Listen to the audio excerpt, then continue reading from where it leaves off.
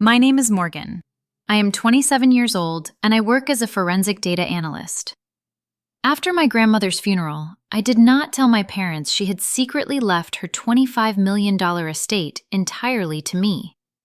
I am so glad I kept my mouth shut because just 2 weeks later, the horrifying truth she revealed about my parents' past shocked me to my very core and changed my life forever. The scent of rain and freshly turned earth still clung to my black dress as I pulled into the gated driveway of the Sterling estate. I had just buried Grandma Vivian, the only family member who showed me genuine warmth. My chest felt hollow, an empty cavern of grief I was barely holding together. I parked near the guest house, where I paid market rate rent every month. I just wanted to fall into bed and cry. But the universe had a completely different plan. Inside, my long-term boyfriend was frantically shoving designer shirts into a duffel bag. He froze, his face going pale. The guilty panic in his eyes told the entire story. He confessed right there that he had been sleeping with a junior executive for 6 months. He was moving out today. He said he could not deal with my emotional baggage, especially with my grandmother passing away. I stood paralyzed, watching the man I thought I would marry walk out the front door without making eye contact. My analytical brain that extracted hidden financial data for a living simply shut down. I walked back onto the porch, needing fresh air, but there was no time to grieve. Standing on the manicured lawn, waiting for me like predators, were my parents. Reginald and Eleanor Sterling stood shoulder to shoulder.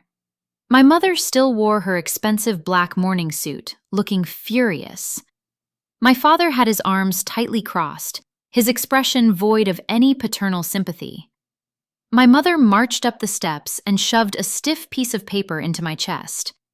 It was a formal, legally binding lease termination notice. I stared at the bold black letters, trying to make sense of what I was reading. "You have until 8 tonight to clear out your belongings," my mother said, her voice cold as ice. "The demolition crew arrives first thing tomorrow morning. We are bringing bulldozers to knock this old structure down." I looked from the paper to her contoured face. "Demolition?" I asked, my voice cracking. "Mom, I just got back from the cemetery. I pay rent here. We have a legally binding contract. You cannot just hand me an eviction notice on the day we buried Grandma Vivian." My father stepped forward with the aggressive tone he reserved for hostile board meetings. "Your sister Sienna and her husband Marcus are expecting a baby.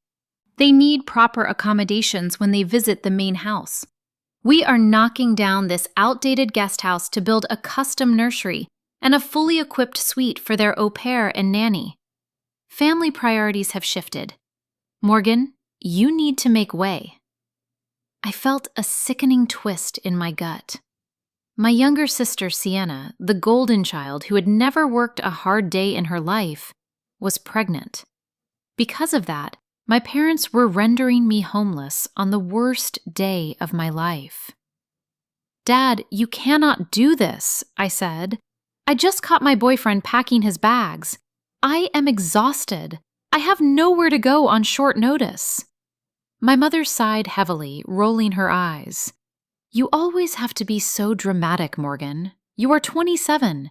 You should have bought your own house by now instead of renting from us like a dependent teenager. Sienna is expanding the Sterling legacy. You are just standing in the way of progress. Pack your things and go." The cruelty of her words knocked the breath from my lungs. There was no discussion, no empathy, no consideration that I was paying them $2,000 monthly.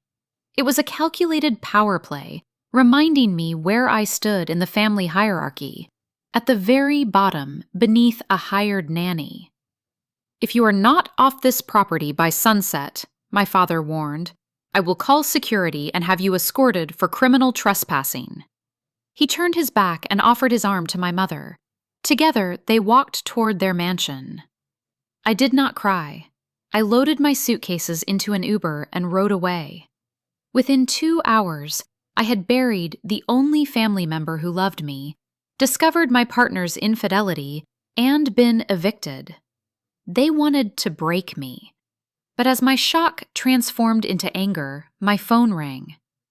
"It is Victor Crane, the estate attorney for your grandmother, Morgan. We have a massive problem," he said, his voice frantic.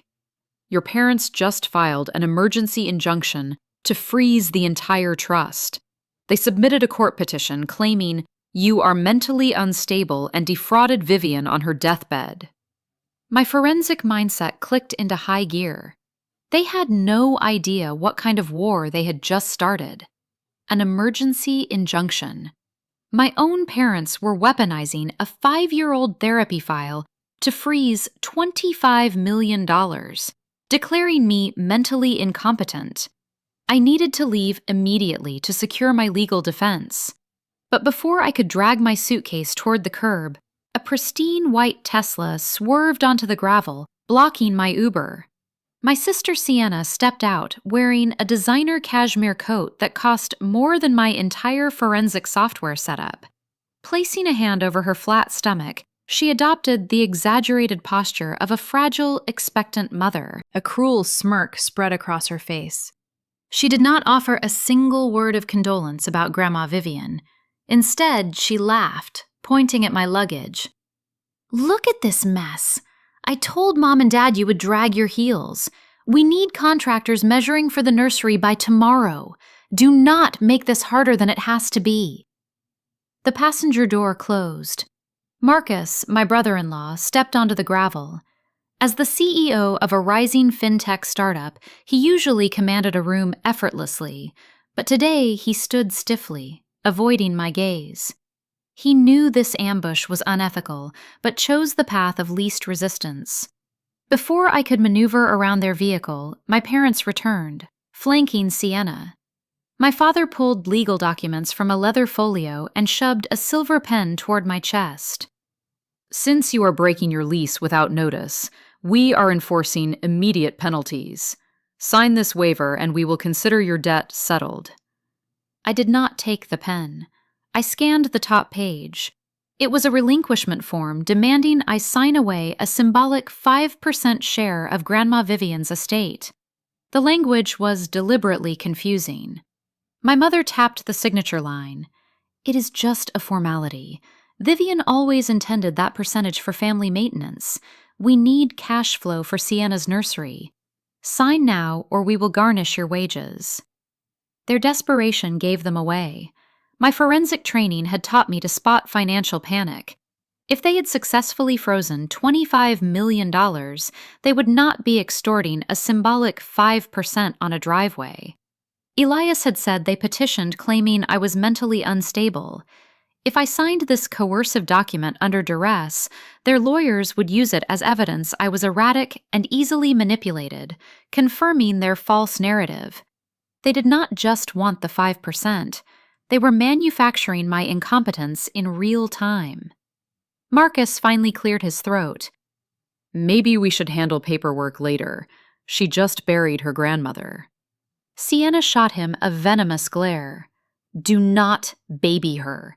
She is just acting stubborn because she is jealous of my baby." I looked at the four of them. My father holding the fraudulent trap. My mother vibrating with entitlement. My sister bathing in unearned victory, and my brother-in-law turning a blind eye to extortion. They craved an emotional reaction. I gave them absolutely nothing. Maintaining stone-cold silence, I bypassed the pen, grabbed my heaviest suitcase, and shoved it past Sienna, forcing her to jump back. I marched toward the waiting Uber.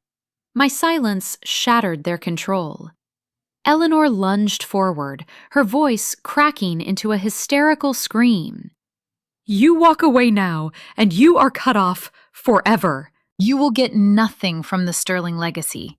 You are a defective failure." I slid into the back seat and pulled the door shut. As the driver pulled away, I watched my family shrink in the rearview mirror. They thought they had discarded me. They had no idea they had just handed me the motivation to tear their fraudulent empire down. I sank against the cold leather seat and let out a long breath. I reached deep into the hidden interior pocket of my black coat. My fingers brushed cold metal. I pulled out a military-grade, titanium-encrypted USB drive. Grandma Vivian had given me this drive exactly 48 hours before she slipped into a coma. She had dismissed the nurses, locked the door, and handed it to me. Vivian was a brilliant woman who built her fortune from nothing. She saw through my father. She knew his country club memberships and luxury cars were smoke hiding a mountain of debt. She knew my mother cared only about social facade, and she knew if they got her life's work, they would bankrupt the family within a year. So she made a legally binding, irrevocable choice. Grandma Vivian did not leave the estate to Reginald. She bypassed her own son entirely. The dramatic irony tasted sweet. My parents had just threatened to call police to remove me from a rented guest house without realizing I owned the ground they stood on.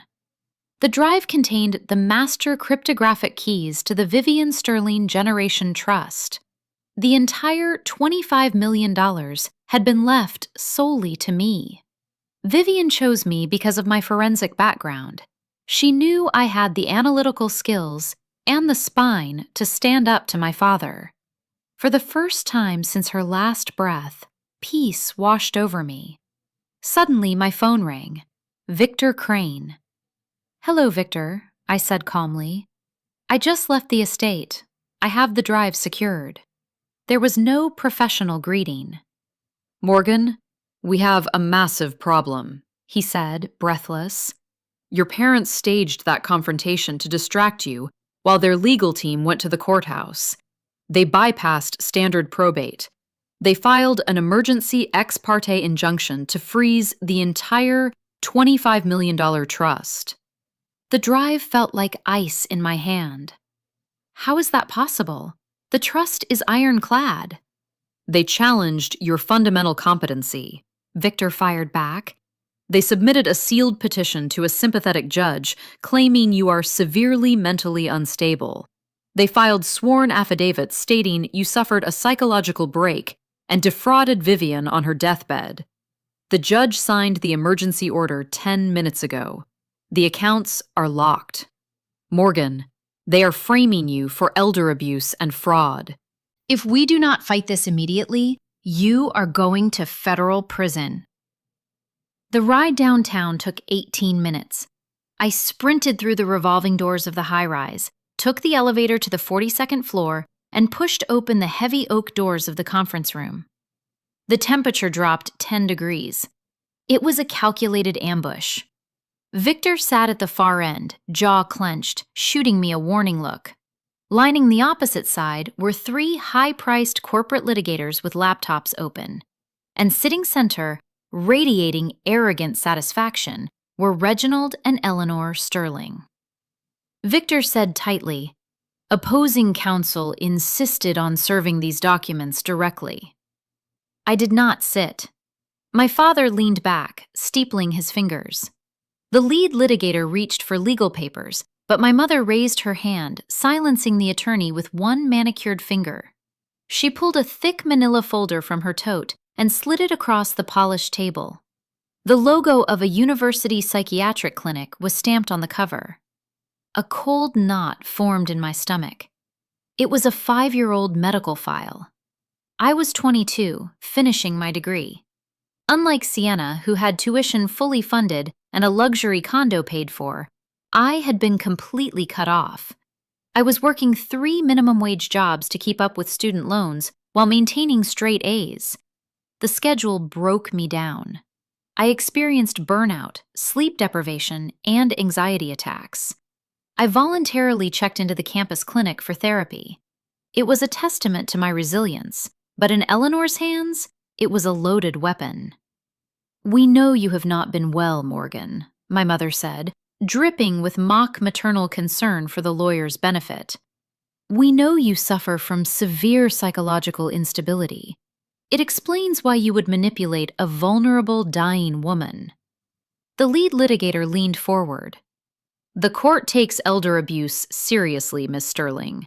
This file establishes a documented history of mental defects. If we proceed to trial, this private medical history becomes public record. Eleanor locked eyes with me. You handle highly sensitive corporate data. What will your employer do when they receive an anonymous leak of these files? They will terminate you. And what will the press do? We will brand you as an unhinged daughter who terrorized her grandmother for cash. Sign the surrender documents now. Relinquish your claim to the $25 million, or I will leak this file to your boss before you reach the elevator. The room was silent. They expected tears, begging, crumbling. I looked at the medical file, then at their smug faces. I took a slow breath, letting my forensic brain take the wheel. I did not reach for the pen. I reached for the actual emergency injunction they had filed. I examined the affidavit and the electronic filing stamp. I scanned the margins, the pixelation around digital seals, the barcode routing numbers. I placed the documents back and smoothed the edges. When I spoke, my voice was clinical, the same tone I used briefing federal investigators on embezzlement rings. You should really run your extortion material through a basic metadata scrubber before presenting it to a forensic analyst, I said. My mother scoffed. I ignored her, focusing on the lead litigator. This injunction was supposedly filed and stamped by the county clerk at 9 yesterday morning. However, the PDF rendering artifacts, specifically the kerning and pixel degradation around the digital signature, indicate this was generated using Adobe Acrobat Pro version 22.4. That update rolled out globally at 2 yesterday afternoon, 5 hours after this document was allegedly filed. Furthermore, the cryptographic hash value does not match standard municipal server routing format. You mocked up a fake filing stamp using a third-party generator, flattened the image layers to hide edits, and backdated the metadata. You digitally altered a federal court document. The litigator stiffened. The junior lawyers stopped typing. I continued. Let us talk about the affidavit from Dr. Whitfield, the psychiatrist who supposedly verified my mental decline. It was submitted via an electronic portal. If I pull the IP address origin, I am confident it will not trace to a medical clinic. It will trace to the secure wireless network of the Sterling estate, specifically the MAC address of my father's home office desktop. You forged a medical professional's digital signature. My mother slammed her hand on the table.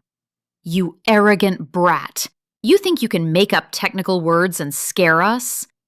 I am not trying to scare you, Mom, I replied. I am explaining the mechanics of your prison sentence. I shifted to the legal team.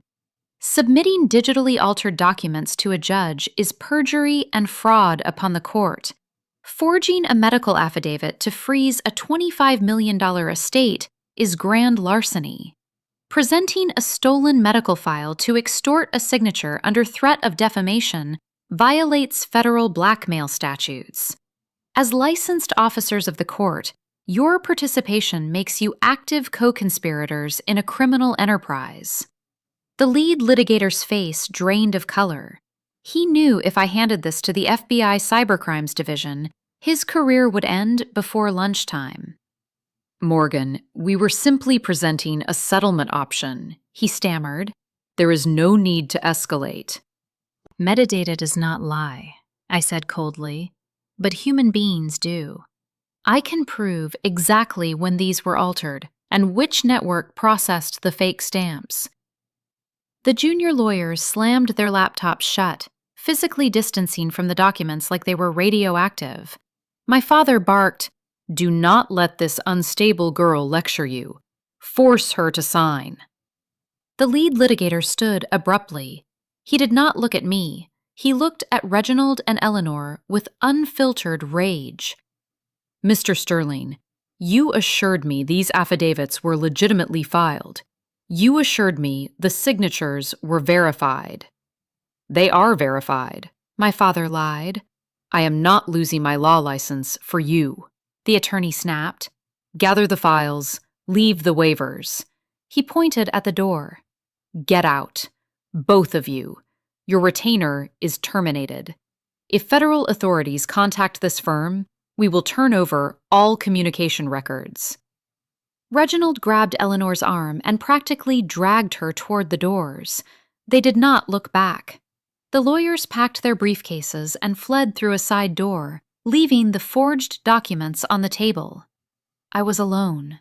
Victor stepped back in, locking the doors and triggering privacy blinds.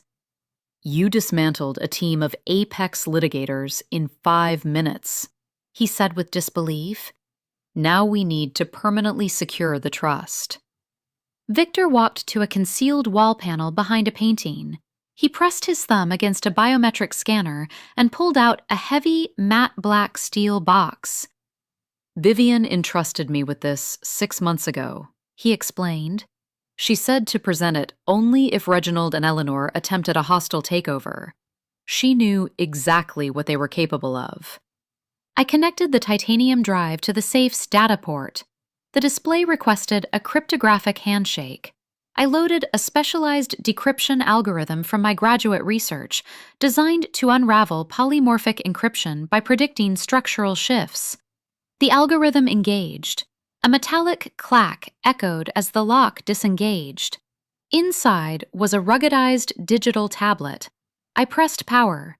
The screen loaded directly into a video player. A single thumbnail. Grandma Vivian. I tapped it.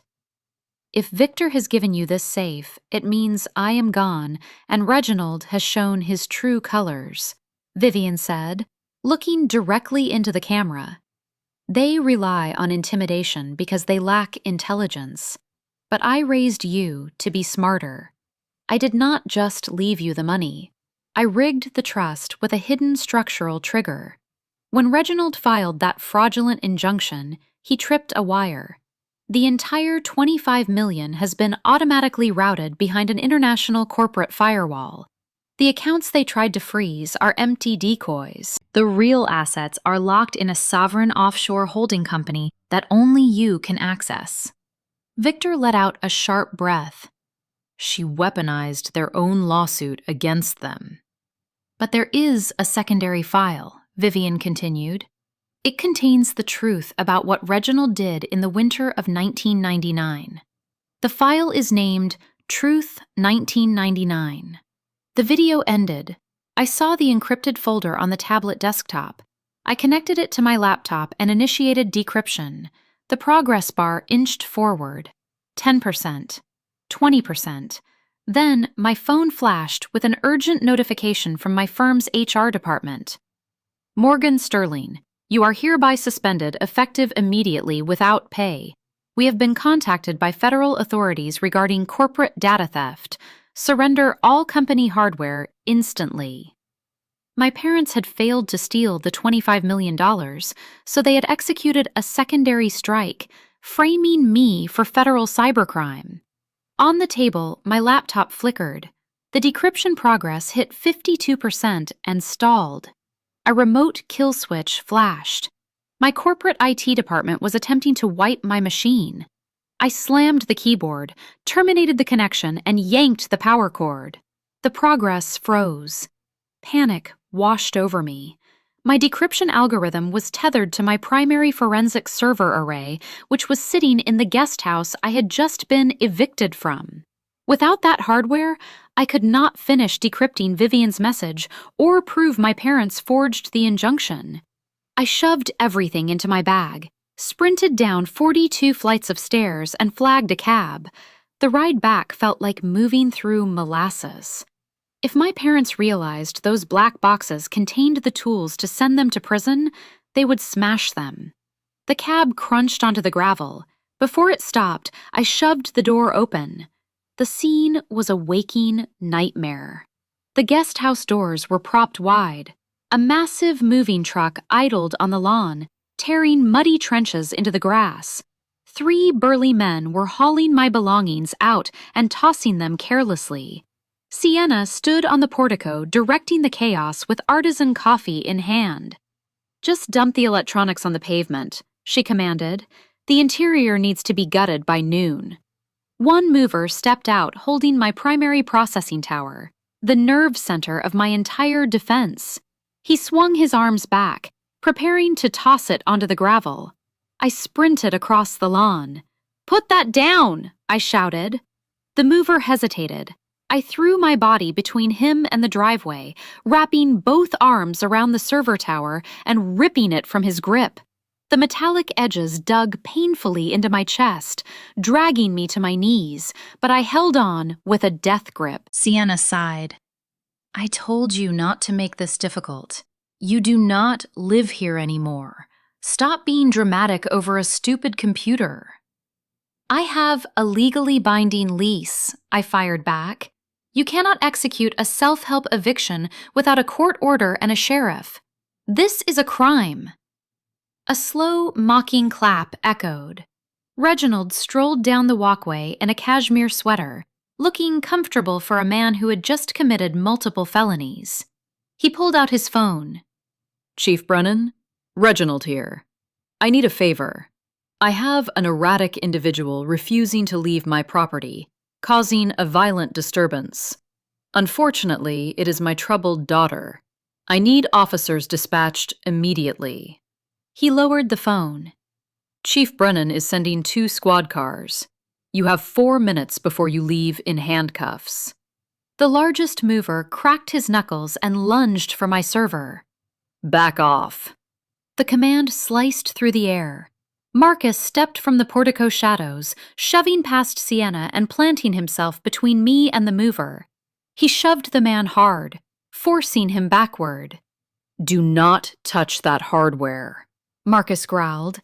As a man who built his career engineering corporate data infrastructures, watching brute force applied to enterprise servers was his breaking point. He gently took the casing from my grip. "Pop your trunk," he muttered. He carefully slid it into my trunk, wedging it securely. He slammed the lid and spun around. "Marcus, what are you doing?" Sienna shrieked. "She is a trespasser. Let them throw it out." "Are you out of your mind?" Marcus yelled. "I am picking the side that does not destroy irreplaceable data and extort family members on a driveway." He locked eyes with me. "Get in your car, Morgan. Drive." I slid behind the wheel and slammed the gas. As I sped through the iron gates, police sirens wailed in the distance. I drove for over an hour, exiting at a cheap roadside motel. I paid cash, dragged the server into room 114, threw the deadbolt, and pulled the blackout curtains shut. I swept the desk clean and hauled the server onto it. I plugged directly into the wall. The cooling fans roared. I connected my laptop and booted up. The Truth 1999 progress bar sat frozen at 52%. With my server back online, disconnected from my employer's compromised network, the algorithm surged. 70, 85, 99, 100. A green unlock icon flashed. I opened the archive. Hundreds of scanned court records, financial ledgers, and hospital reports. I sorted chronologically and opened the first document, dated November 1999. I was 2 years old. It was a police collision report. A commercial truck had run a red light and broadsided our family sedan, specifically on the passenger side where my car seat was strapped. The medical file detailed fractured ribs, a collapsed lung, and severe internal bleeding. I spent 6 weeks in pediatric intensive care fighting for my life. The next document was a civil court decree. The trucking company settled out of court. The judge awarded a personal injury settlement of exactly $5 million, legally mandated into a protected medical trust for my ongoing care. Then I opened the custodial ledgers. The paper trail was sickening. Reginald and Eleanor had petitioned to act as sole financial custodians. Once granted, they systematically dismantled the protective structures. They forged signatures, fabricated medical invoices, and siphoned funds into private offshore accounts. My blood money had not paid for therapy. It had paid the down payment on the Sterling estate. It funded Eleanor's country club fees. It propped up Reginald's failing investments. They drained the entire $5 million in 3 years. The final document was a collection agency notice. When I turned 18, I began receiving aggressive calls about unpaid hospital bills. My parents convinced me it was normal. They watched me work myself to the bone, suffer burnout and anxiety, knowing the entire time they had stolen $5 million meant to protect me. I sat in the dim motel room, cold detachment replaced by searing fury. They had stolen my safety, my peace, and the agony of a 2-year-old child to buy luxury. They were monsters. I partitioned my screen, dedicating one side to the custodial ledgers and the other to a global banking database. They knew a sudden $5 million influx would trigger IRS audits, so they layered the theft. I isolated the first withdrawal, $50,000 routed under a fictitious pediatric therapy clinic. The routing number belonged to a private wealth management front in Delaware. Over 4 hours, I mapped all 74 withdrawals through fictitious medical providers into domestic shell companies. I ran a recursive tracking script following wire transfers. The $5 million shattered into hundreds of microtransactions bouncing between the Cayman Islands, the British Virgin Islands, and the Seychelles. But my algorithm was built to hunt ghost capital. It tracked unique cryptographic markers on the initial banking codes. By 2012, the money consolidated into a single offshore entity registered in the Cayman Islands under the name Pinnacle Holdings Group. I breached the Cayman Corporate Registry. The beneficial owner was Reginald Sterling. He had bled $2 million sustaining their lifestyle. The remaining $3 million moved in a single block. In 2018, Pinnacle Holdings wired $3.2 million into a Silicon Valley venture capital incubator. The beneficiary flashed across my screen with the force of a physical blow. Meridian Financial Technologies. That was Marcus's company. Marcus had the genius, but lacked capital. Reginald had bragged about recognizing his potential, stepping in as primary angel investor. It was how Sienna met him. Reginald used the laundered $3.2 million to purchase a 49% controlling stake. My parents had used blood money from my childhood accident to buy half of what was now a billion-dollar fintech empire. I initiated a deep dive into Marcus's early communications. The data exonerated him completely. His internal emails expressed gratitude for Reginald's legitimate venture capital. He had run background checks, but Reginald used a pristine secondary firm to front the money. Marcus was entirely blind. He had no idea his entire company was built on stolen funds from a crippled toddler. Reginald held a financial sword over Marcus's head. If the SEC discovered Meridian was founded on laundered capital, they would freeze the company instantly. I pulled out a prepaid burner phone. The moment it connected, a text appeared on the encrypted channel Marcus and I had established years ago. Meet me at the coffee shop on 7th Street. Your parents are planning something illegal to force my company into an IPO. I need your help. I drove to the industrial edge of the city. The 24-hour diner was filled with night shift workers.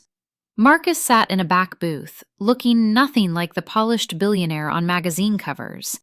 His collar was unbuttoned, his posture exhausted. Donovan is executing a hostile takeover of Meridian, he said. He has been buying proxy votes through anonymous holding companies. He controls 51% of voting power. Friday, he is forcing an emergency board vote to trigger a premature IPO. The restructuring includes a hostile leadership clause. The moment Meridian goes public, he ousts me and installs a puppet CEO. I need your forensic expertise to find the proxy violations before Friday. I unzipped my satchel, opened my laptop, and turned the Truth 1999 directory to face him. Reginald Sterling is not stealing your company, I said flatly. He already owns it. He bought it with my blood. I showed him the financial routing history of Pinnacle Holdings Group, the $3.2 million wire transfer, and the 1999 civil court decree. Your entire company is funded by stolen money meant to cover the medical care of a severely injured toddler. The color drained from Marcus's face. His breathing turned shallow. My God, he whispered. He bought the company using your pain. If the SEC discovers Meridian is capitalized with laundered funds, they will freeze all assets, I stated. You will be indicted as a co-conspirator. Reginald holds a loaded gun to your head and you did not know it was there. Marcus stared at his cold coffee. When he looked up, the shock had been replaced by cold, calculating rage. We have 72 hours, he said. I need a third option. I need to amputate him from the corporate structure completely. I can trigger an automated federal freeze on his proxy shares without exposing Meridian's foundation, I replied. But I need direct access to trace his internal embezzlement. Marcus grabbed a napkin and scribbled an IP address, username, and alphanumeric string. That is root access to Meridian's internal financial servers. God-level clearance. Find every illegal maneuver, map it, document it, weaponize it. In exchange, I said, you burn Reginald Sterling and help me secure my company. We dismantle him together, Marcus replied. I nodded. We dismantle him together.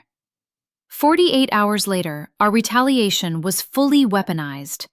Marcus's root access had functioned flawlessly. Reginald had been funneling corporate capital through the same Cayman networks, inflating Meridian's pre-IPO valuation by looping phantom revenue through offshore shells. It was textbook securities fraud, tax evasion, and embezzlement.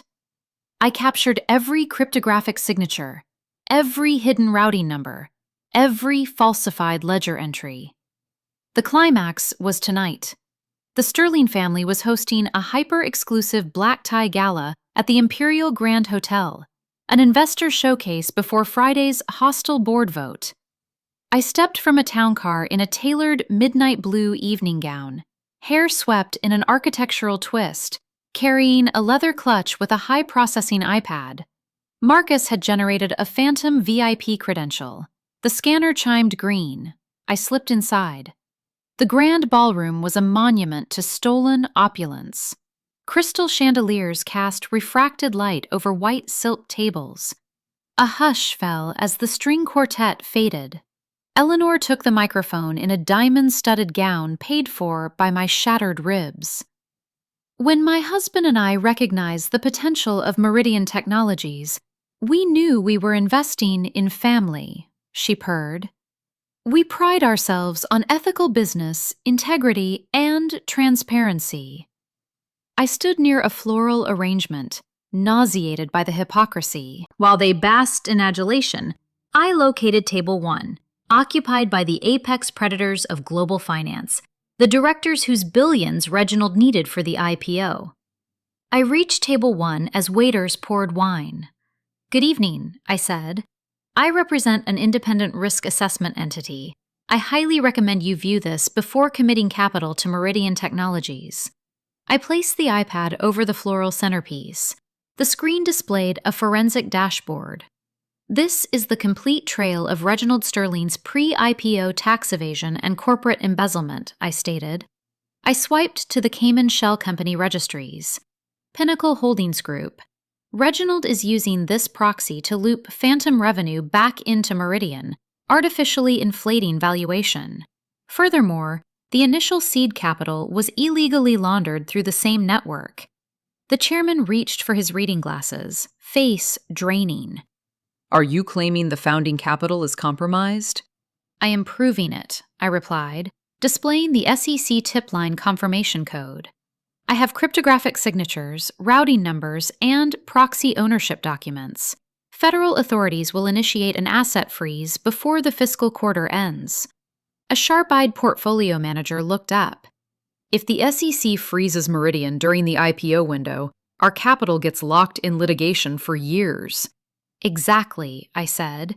If you proceed with Friday's vote, you are not buying equity. You are buying a federal indictment. I sent the unredacted dossier to their secure emails. I strongly advise pulling your funding. Enjoy your evening.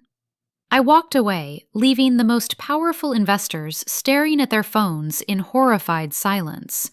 I slipped toward the side doors but was cut short. Morgan! Sienna stomped across the floor, face contorted with rage. She had watched the crucial investors flee. In her hand was a crystal goblet of vintage Bordeaux. She lunged and hurled the dark red liquid at my chest.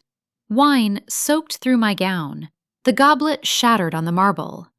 "What did you say to them, you insane dropout?" she shrieked. "Security! Remove this trash!" The commotion drew the entire ballroom. Reginald descended the stairs, saw the fleeing billionaires, and locked his gaze on me. He raised his right hand in a sharp motion. 3 large men in tailored suits detached from the shadows. They were off-duty officers from Chief Brennan's precinct, Reginald's private muscle. The largest grabbed my arm with a vice-like grip and wrenched my hands behind my back. "Hold her," he barked. Reginald leaned close. "You breached secure corporate networks. That is corporate espionage, Morgan. You are going to spend 20 years rotting in a cell." He nodded. "Cuff her." The officer pulled steel handcuffs from his belt. The cold metal bit into my left wrist. He wrenched my right arm back. Reginald chuckled, turning away. Then the entire building shook. A deafening crash echoed from the entrance. The massive oak doors were violently kicked inward, shattering brass locks. A coordinated team of federal agents swarmed in, clad in tactical gear with bright yellow FBI and SEC letters. They secured every exit in seconds. Reginald stopped dead, his smug smile vanishing. The lead agent marched through the terrified crowd, ignoring questions, walking directly toward me. "Release her," his voice boomed. "We have a federal warrant to seize the Sterling family's assets for mass wire fraud and tax evasion." The corrupt officer's grip went slack. The handcuff clattered to the floor. The agent gestured to 2 operatives who marched toward Reginald. "Nobody authorized a rogue operation," the agent stated. "Mr. Sinclair, you authorized it yourself. You signed your own warrant the moment you filed a hostile injunction against Vivian Sterling's estate." Reginald's face contorted. "It was a private, civil motion." "It was a bear trap," the agent corrected. "Vivian Sterling embedded an automated poison pill in her trust bylaws. Any hostile attempt to freeze the capital triggers an automatic IRS audit. You invited the federal government into your own financial architecture." The agent turned to me with a respectful nod. "We received an anonymous, encrypted data dump 48 hours ago.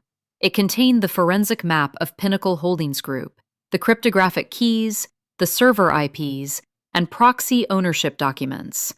The IRS audit matched your domestic assets to a stolen $5 million medical settlement from 1999. The anonymous map gave my cyber division the coordinates to prove you laundered the capital." Reginald looked at me with pure hatred. "You set me up." "Your own mother set you up," I said. "I just provided the ammunition. If you had let me walk away with my inheritance, you might have survived. But your greed destroyed you." Eleanor dropped to her knees on stage, sobbing theatrically. Sienna stood paralyzed. Forensic accountants in SEC windbreakers confiscated devices from the executive team, bagging them in anti-static evidence pouches. Marcus stepped from the catering entrance, walked past the detained executives, and handed the lead agent an encrypted hard drive. This contains Meridian's internal communication logs, he said steadily. It proves Reginald acted alone. I am granting full access to corporate servers. The agent sealed it in an evidence bag. Thank you for your cooperation. Reginald lunged forward. You traitor! I built you! The agent grabbed him by the lapels, slammed him against the stage railing, and pulled tactical zip ties. Reginald Sterling, you are under arrest for mass wire fraud, tax evasion, corporate embezzlement, and grand theft of a protected medical trust. You have the right to remain silent. I highly suggest you start using it. The tactical team corralled the Sterlings into a soundproofed, glass-walled VIP lounge. I followed with the lead agent's silent permission. Inside, the silence was suffocating. Then the family fractured. Eleanor turned on Reginald. You absolute incompetent fool! You swore the Cayman proxies were buried deep enough. Keep your mouth shut, Reginald growled. There is no us anymore, Eleanor shrieked. You handled the accounting. I was just the wife. I am not going to prison because you were too arrogant to cover your tracks. You enjoyed every second of that stolen wealth, Reginald roared. You demanded the private jets and galas. You are just as guilty. They tore into each other, decades of manufactured affection dissolving into venomous screaming. Sienna rushed toward Marcus. Marcus, you have to fix this. Call your lawyers. Pay the fines. I cannot be poor. Marcus stood rigid, let her cry for 5 seconds, then pried her fingers off his jacket. I am not your safety net, he said, surgically devoid of emotion. I handed federal agents full control of my servers 20 minutes ago. I isolated my uncorrupted founder shares in protected federal escrow. The SEC granted me total immunity, and as of yesterday, I filed for divorce. There will be no settlement, no alimony. You get nothing. Sienna collapsed to the floor, sobbing. Marcus turned his back and walked out. Reginald shuffled toward me, eyes desperate. Morgan, we can fix this. Tell them it was a misunderstanding. Eleanor stepped forward. Tell investigators the 1999 settlement was a family loan. If you testify we had your permission, the charges collapse. We are your parents. We gave you life. They believed hollow promises would erase decades of theft. I felt only icy clarity. I unclasped my clutch and pulled out the original physical copy of my 1999 medical file. I dropped it onto the negotiation table. I looked into Reginald's bloodshot eyes, then Eleanor's tear-stained face. You spent my blood money to build a fake empire, I stated. Now watch it burn. I turned and walked toward the exit. Behind me, the agent's voice boomed. Reginald Sterling, Eleanor Sterling, you have the right to remain silent. I walked out of the hotel into the cool night. The city streets were quiet under amber street lamps. Then my phone vibrated. Victor Crane. The raid was successful, I said. I know, Victor replied, his voice urgent. The SEC unfroze the core assets when Reginald was detained. But we have a problem. Vivian set a final test for you. She put a biometric cryptographic lock on the $25 million. The terminal is inside the old Sterling manufacturing vault on 12th Avenue. If you do not execute the final code by midnight, the entire $25 million defaults to charity. You have exactly 2 hours. I kicked off my heels and ran barefoot through the damp streets, ripping a tear up the thigh of my gown for mobility. I sprinted 4 blocks to Victor's firm. He was waiting in the lobby. Without greeting, he led me to his office, opened a wall safe, and pulled out a thick, outdated magnetic hard drive. This is the physical key to the terminal, he said, But more importantly, it is the only remaining artifact of a man named Thomas Rourke. I stared at him. Thomas Rourke was a pioneer in algorithmic architecture. He was also your biological father. Reginald is a parasite who married your mother when you were an infant. Thomas built the foundational source code that Reginald stole and used to launch Meridian. When Thomas discovered the theft and threatened to expose him, Reginald framed him for corporate embezzlement. Your father fled the country and died overseas, penniless and disgraced. The revelation hit me like a physical blow. It explained Reginald's disgust, Eleanor's complicity, and my instinctive grasp of data architecture. It was genetics. Vivian discovered the truth 5 years ago. Victor continued. She extracted this drive from Thomas's original workstation. It contains his life's work, but it is heavily corrupted. Reginald attempted to wipe it magnetically. The biometric lock requires a compiled version of this code. You must repair the corrupted sectors and compile the master key. It is her way of ensuring you reclaim your true intellectual legacy. It is 10:15. If the code is not executed by midnight, the trust dissolves. I connected the archaic drive to my iPad and launched a hex editor. The screen flooded with red errors.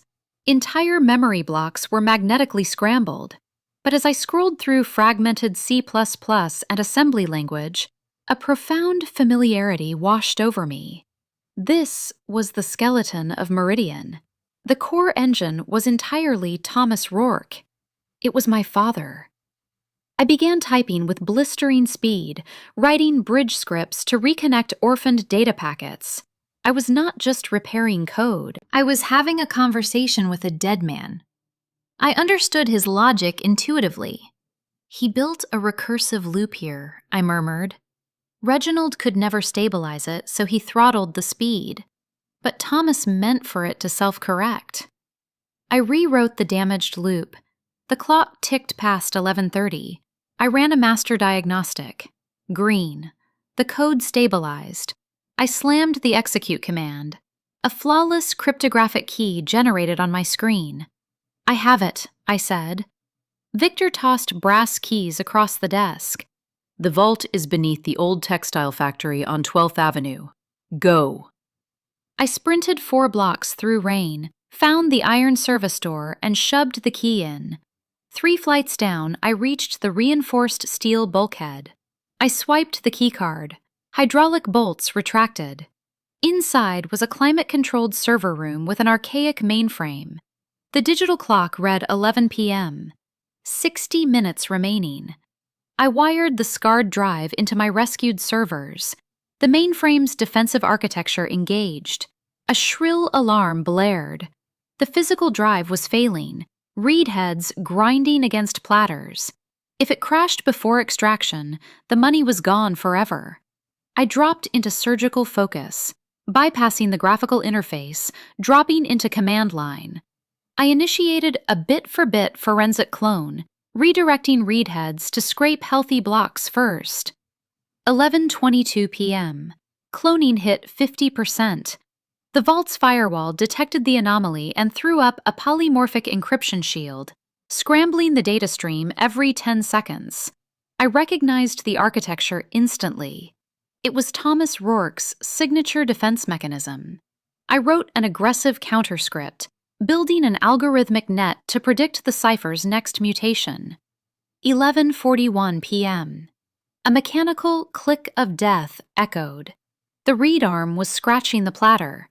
I ripped the casing off a server and routed cooling fans directly over the dying drive, dropping its temperature. 11:51 p.m. My counterscript caught the cipher.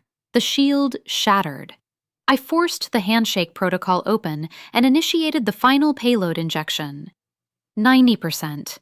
95%. 11:58 p.m. The drive shrieked. A spark shot from the circuitry. The drive died. Screens went black. Silence crashed into the vault. For 3 agonizing seconds, nothing happened. Then, The primary monitor flared with blinding green light. Handshake confirmed. Biometric lock disengaged. Trust assets unfrozen. The $25 million was secured. The legacy was mine. I immediately triggered a pre-written distribution script. The 25 million fractured into thousands of microtransactions scrambling across offshore nodes before reassembling in my insulated accounts. The transfer cleared. Financial freedom was absolute. I carefully placed my father's fried drive into a padded anti-static pouch. It belonged to me now. I walked out, locked the vault, and climbed into the damp night. I reached a 24-hour coffee shop and sat in a dark corner booth. I pulled out my encrypted phone to message Marcus. The device vibrated violently, a restricted number. "You have a collect call from an inmate at the county jail." I pressed 1. "You think you have won?" Eleanor's voice hissed. "You do not know what I hid inside the walls of that guest house. When the feds find it, you are going down with us."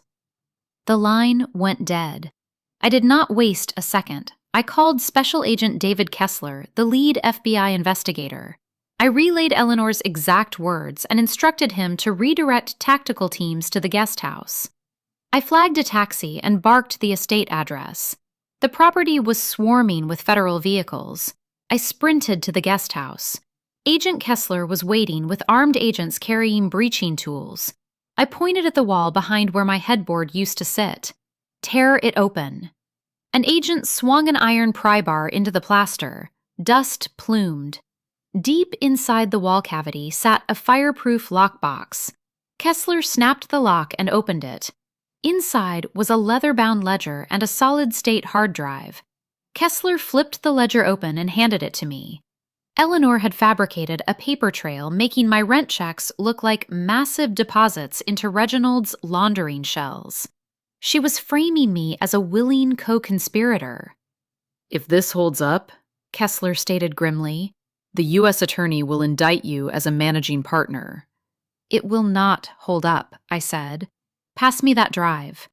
I connected it to my forensic tablet through a sandbox environment. The drive contained digital twins of the ledger with offshore routing numbers. I drilled into the file architecture and ran a metadata extraction. I isolated the creation timestamps and turned the screen toward Kessler. These files were not created over 10 years. Every document has an identical creation timestamp. The entire ledger was generated 48 hours ago. Kessler leaned in. Furthermore, I continued, the authoring machine's MAC address matches Eleanor Sterling's personal desktop inside the main mansion. She digitally signed her own forgery. Kessler sealed both items in an evidence bag. "This is textbook obstruction of justice. Fabricating federal evidence carries a mandatory minimum." Eleanor had guaranteed herself the maximum sentence. 6 months later, I sat in the federal courthouse gallery watching the judge deliver sentencing. Reginald stood in an orange jumpsuit, arrogance erased, hands trembling. The judge cited the offshore wire fraud, intellectual property exploitation, and obstruction of justice. Reginald received 25 years without parole. Eleanor, sobbing and feigning a medical emergency, received 20. The gavel struck with absolute finality. The IRS seized and auctioned every remaining asset. The collapse eradicated Sienna's safety net. Her husband filed for divorce the day indictments were unsealed, executing an ironclad prenup that left her nothing. The bank foreclosed on her mansion. 6 weeks later, I walked past a luxury boutique and saw her through the window, folding cashmere sweaters in an employee uniform, being berated by a customer. She glanced up. Our eyes met. Her face paled with humiliation. I held eye contact for 3 seconds, acknowledging the shift in our realities, then walked away. My professional vindication followed. During discovery, federal agents unearthed encrypted emails between Reginald and my former HR director, proving my termination was calculated corporate sabotage. Reginald had bribed the HR director to fabricate performance issues. The HR director was fired and placed under SEC investigation. My former firm's CEO called desperately, offering a senior executive position with a massive bonus and public apology.